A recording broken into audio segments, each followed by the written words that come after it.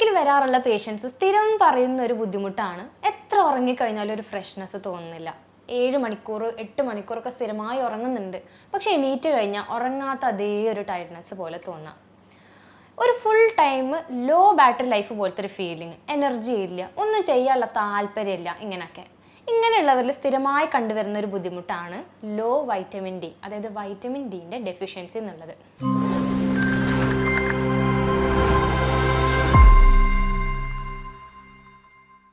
ഞാൻ doctor Rehana Rasheed, doctor Basil Soumya hospital, Pandikkad, Malappuram ജില്ല. നമ്മൾ കംപ്ലീറ്റ് ഇന്ത്യൻ്റെ പോപ്പുലേഷൻ എടുത്ത് നോക്കിക്കഴിഞ്ഞാൽ ഒരു 80%, അതായത് 80% ആൾക്കാർക്കുള്ളൊരു ബുദ്ധിമുട്ടാണ് വൈറ്റമിൻ ഡി ഡെഫിഷ്യൻസി. നോർമലി ഒരാൾക്ക് വേണ്ടത് 20 മുതൽ 50 വരെയുള്ള നാനോഗ്രാം പെർ മില്ലി ലിറ്റർ എന്ന കണക്കാണ്. ബ്ലഡിൽ വൈറ്റമിൻ ഡിൻ്റെ നോർമൽ റേഞ്ചാണ് ഇത്.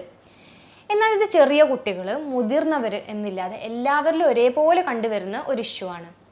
അപ്പോൾ ഈ വൈറ്റമിൻ ഡിൻ്റെ ഈ കുറഞ്ഞ കാറ്റഗറിപ്പെട്ടവരാണോ നിങ്ങളിതെങ്ങനെ തിരിച്ചറിയാൻ കഴിയുക? നമ്മുടെ ശരീരത്തിൽ വൈറ്റമിൻ ഡി കുറയുന്ന സമയത്ത് കാണിക്കുന്ന കുറച്ച് സൈൻസ് ഉണ്ട്. അത് നിങ്ങളിൽ ഉണ്ടോ എന്ന് ശ്രദ്ധിച്ചാൽ മാത്രം മതി. അതിൽ ശ്രദ്ധിക്കേണ്ട കുറച്ച് കാര്യങ്ങളാണ്: എത്ര ഉറങ്ങിയാലും വരുന്ന ക്ഷീണം, ലോ മൂഡ്, ഒരു ഡിപ്രസീവ് സ്റ്റേറ്റ്, ഒരു ലോ ബാറ്ററി ലൈഫ് പോലുള്ള സ്റ്റേറ്റ്, എന്ത് ചെയ്യാനും ഉന്മേഷക്കുറവ് തോന്നുക, എനർജി ഇല്ലായ്മ തോന്നുന്നത്, ശരീരത്തിൽ എന്തെന്നില്ലാത്ത കാരണം കൊണ്ട് ബോഡി പെയിൻ അല്ലെങ്കിൽ മസിൽ പെയിൻ വരുന്നത്, ഏതെങ്കിലും ഒരു ജോയിൻറ്റിലോ ഒരു മൊത്തത്തിലുള്ള കൈയിലോ കാലിലോ അല്ലെങ്കിൽ ശരീരമാസകലം തന്നെ കാരണങ്ങളൊന്നും തന്നെ ഇല്ലാതെ വേദനകൾ വരുന്നത്, മുടിയിലുള്ള പെട്ടെന്നുള്ള ചേഞ്ചസ്, എന്തെങ്കിലും ഷൈനിലുള്ള വ്യത്യാസങ്ങളാവാം, മുടി പൊട്ടലാവാം, ഹെയർ ഫോളുകളാവാം. അതേപോലെ തന്നെ എന്തെങ്കിലും മുറിവുകൾ പറ്റിയാൽ തന്നെ അത് മാറാൻ ഒരുപാട് താമസം എടുക്കുന്നു. സാധാരണയൊക്കെ കൂടുതൽ ദിവസത്തേക്ക് ഇതേ ചേഞ്ചസ് കാണുന്നുണ്ടെങ്കിൽ നിങ്ങൾ തീർച്ചയായിട്ടും ഒരു ഡോക്ടറെ കൺസൾട്ട് ചെയ്യുക. പനി, ജലദോഷം, ചുമ പോലുള്ള ചെറിയ ചെറിയ രോഗങ്ങൾ റിപ്പീറ്റഡ് ആയിട്ട് വരുന്നു, കാണിക്കുന്നുണ്ട്, ഡോക്ടറെ പരിശോധിക്കുന്നുണ്ട്, ട്രീറ്റ്മെൻറ്റ് എടുക്കുന്നുണ്ട്, എന്നിട്ടും ഇതേ ബുദ്ധിമുട്ടുകൾ ഇടയ്ക്കിടയ്ക്ക് വരുന്നുണ്ടെങ്കിൽ ഇതൊരു റീസണായി മാറാം. അതേപോലെ കുട്ടികളിലാണെങ്കിൽ പ്രത്യേകം എടുത്ത് കാണുന്ന ഒന്നാണ് മുഖത്തൊക്കെ കാണുന്ന ചെറിയ വൈറ്റ് പാച്ചസ്, ഒരു ലൈറ്റ് കളർ ഷെയ്ഡ് പോലെ ഇങ്ങനെ വട്ടത്തിലായിട്ട് കാണുന്നത്. ഇത് വൈറ്റമിൻ ഡി, കാൽഷ്യം പോലുള്ളവയുടെ ഡെഫിഷ്യൻസി കൊണ്ട് വരുന്നതാണ്. കുട്ടികൾ കളിക്കാനൊക്കെ പോയി കഴിഞ്ഞാൽ തിരിച്ചു വരുമ്പോൾ ഉമ്മ കൈ വേദനിക്കുന്നുണ്ട്, അല്ലെങ്കിൽ കാല് വേദനയുണ്ട്, ജോയിൻറ്റുകളിലുള്ള പെയിന്, ഇങ്ങനെയൊക്കെ പറയുന്നുണ്ടെങ്കിലും നിങ്ങൾ ശ്രദ്ധിക്കേണ്ടതായിട്ടുണ്ട്. നമ്മൾ ബോഡീൻ്റെ ഹെൽത്തിന്, ഇമ്മ്യൂണിറ്റിക്ക്, വളർച്ചയ്ക്ക്, ഈ 3 കാര്യങ്ങൾക്കും ഒരേപോലെ ഇമ്പോർട്ടൻ്റ് ആയിട്ടുള്ള ഒരു ന്യൂട്രിയൻ്റാണ് വൈറ്റമിൻ ഡി. 2 തരത്തിലാണ് നമുക്ക് വൈറ്റമിൻ ഡി കിട്ടുന്നത്. ഒന്ന് നമ്മൾ കഴിക്കുന്ന ഭക്ഷണത്തിലൂടെ, അല്ലെങ്കിൽ സൂര്യപ്രകാശം അല്ലെങ്കിൽ സൺലൈറ്റിൻ്റെ എക്സ്പോഷറിൽ നമ്മുടെ ത്വക്കിനടിയിൽ, അതായത് സ്കിന്നിൻ്റെ അടിയിലുള്ള ഫാറ്റ് അല്ലെങ്കിൽ ലിപ്പിഡ്സിനുള്ള ചെറിയ കെമിക്കൽ ചേഞ്ച് മൂലം വരുന്ന ആക്റ്റീവ് വൈറ്റമിൻ ഡിയും അതിൻ്റെ ഫങ്ഷൻസും.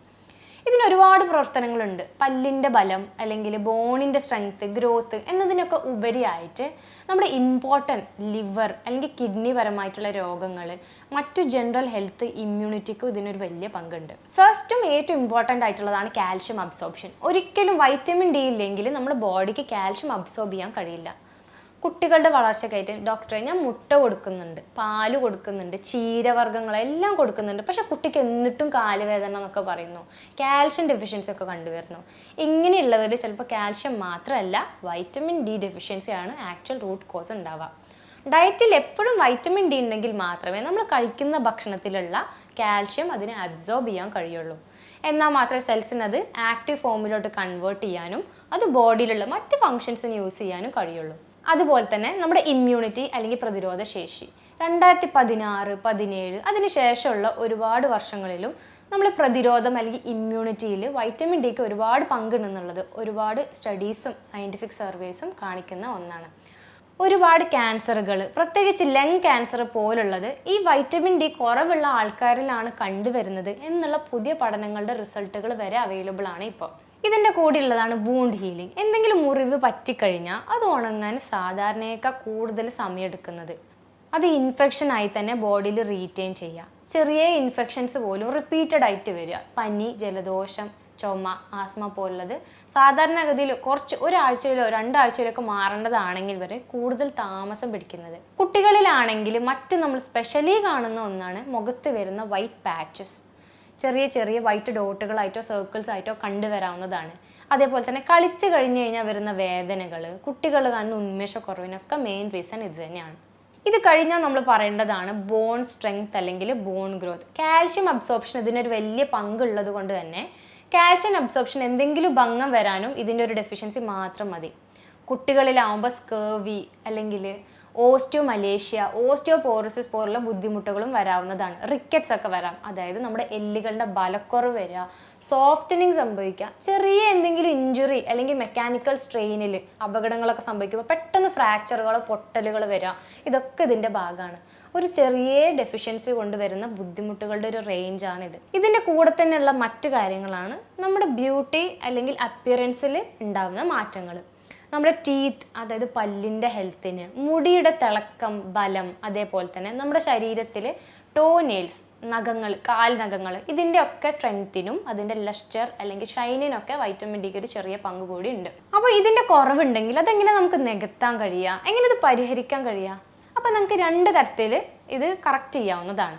ഒന്ന്, ശരിയായൊരു ഡോക്ടറിനെ ചെന്ന് കൺസൾട്ട് ചെയ്യുക.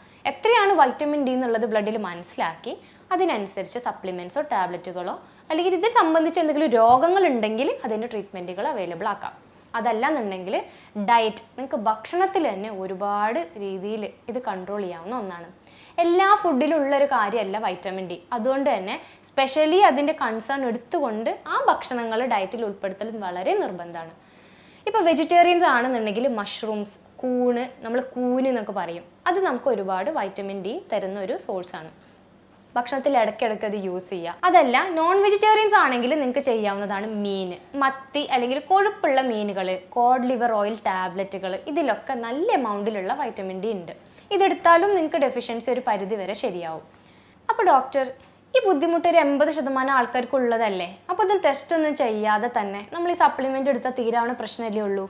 ഇങ്ങനെ ചോദിക്കുന്ന ആൾക്കാർക്കുള്ള ഉത്തരമാണ് vitamin toxicity. Vitamin D tablets, അതായത് സപ്ലിമെൻറ്റ്സ് അൺകൺട്രോൾഡ് ആയിട്ട് കൂടുതൽ അളവിൽ നമ്മൾ കഴിച്ചു കഴിഞ്ഞാൽ അതിൻ്റെ വരുന്ന ബുദ്ധിമുട്ടുകളെയാണ് നമ്മൾ വൈറ്റമിൻ ഡി ടോക്സിസിറ്റി എന്ന് പറയുന്നത്. ഇത് ഒരുപാട് സിംറ്റംസ് അല്ലെങ്കിൽ രോഗങ്ങൾക്ക് കാരണമാവാം. മെയിൻ ആയിട്ടുള്ളതാണ് ഓവർ കാൽഷ്യം ഡെപ്പോസിഷൻ. ഇത് 2 രീതിയിലാണ് കാണുന്നത്. ഹൈപ്പർ കാൽസീമിയ, അതായത് രക്തത്തിൽ കാൽഷ്യം കൂടി വരുന്ന കണ്ടീഷനും അതിൻ്റെ ഭാഗമായി തന്നെ കിഡ്നിയിൽ കാൽഷ്യം കൂടിയിട്ട് അതുമൂലം കിഡ്നി സ്റ്റോൺസും മറ്റ് ബുദ്ധിമുട്ടുകളും വരാം. ഇടയ്ക്കിടയ്ക്ക് യൂറിൻ പോകാനുള്ള ചാൻസസ് അല്ലെങ്കിൽ കിഡ്നി സംബന്ധമായ മറ്റു രോഗങ്ങൾക്കും ഇതൊരു കാരണമായേക്കാം. അതുപോലെ ഓവർ വൈറ്റമിൻ ഡി വരുമ്പോൾ നമുക്ക് മെൻ്റൽ കൺഫ്യൂഷൻ, ശ്രദ്ധക്കുറവ് വരുന്നത്, എന്തെങ്കിലും തരത്തിലുള്ള കോൺസെൻട്രേഷൻ ചേഞ്ചസും വരാവുന്നതാണ്. അതുകൊണ്ട് ഒരിക്കലും ഇത്തരത്തിലുള്ള മരുന്നുകളോ കാര്യങ്ങളോ പ്രിസ്ക്രിപ്ഷൻ ഇല്ലാതെയോ ഡോക്ടറെ കാണിക്കാതെയോ കഴിക്കാതിരിക്കുക. ഡയറ്ററി ചേഞ്ചസ് നിങ്ങൾക്ക് വരുത്താവുന്നതാണ്. വൈറ്റമിൻ ഡി അടങ്ങിയിട്ടുള്ള ഫുഡുകൾ കൂടുതൽ കഴിക്കുക. കുട്ടികളിലാവട്ടെ ഇത്തരത്തിൽ എന്തെങ്കിലും ബുദ്ധിമുട്ട് കാണുന്നുണ്ടെങ്കിൽ ഈ ഭക്ഷണങ്ങൾ കൂടുതൽ ആദ്യം കൊടുത്തു നോക്കാം. എന്നിട്ടും വരുന്നില്ല, ചേഞ്ചസ് കാണുന്നില്ലെങ്കിൽ മാത്രം ഒരു ഡോക്ടറെ കൺസൾട്ട് ചെയ്ത് ശരിയായ രീതിയിൽ ട്രീറ്റ്മെൻറ്റ് ഉറപ്പുവരുത്താം. അപ്പോൾ ഇത്തരത്തിൽ ബുദ്ധിമുട്ടുള്ള ആൾക്കാർക്ക് ചെയ്യാവുന്നതാണ്. എന്തെങ്കിലും ഞാൻ പറഞ്ഞ സൈൻസ് കാണുക, സ്കിന്നിൽ ചേഞ്ചസോ മറ്റു ബോഡി വേദനകളും കാര്യങ്ങളൊക്കെ കാണുകയാണെങ്കിൽ അടുത്തുള്ള ഒരു ഡോക്ടറെ കൺസൾട്ട് ചെയ്യുക.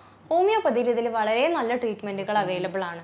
സ്കിൻ ചേഞ്ചസോ മറ്റു ബോഡി ചേഞ്ചസോ വരുമ്പോൾ ആ ബുദ്ധിമുട്ടിനുള്ള ട്രീറ്റ്മെൻറ്റും ഇതിൻ്റെ കൂടെ തന്നെ ഉറപ്പ് വരുത്തേണ്ടതാണ്. അപ്പോൾ ഇതേപോലെ മറ്റ് ഹെൽത്ത് കണ്ടൻറ്റുമായിട്ട് നമുക്ക് പിന്നീട് കണ്ടുമുട്ടാം. Thank you.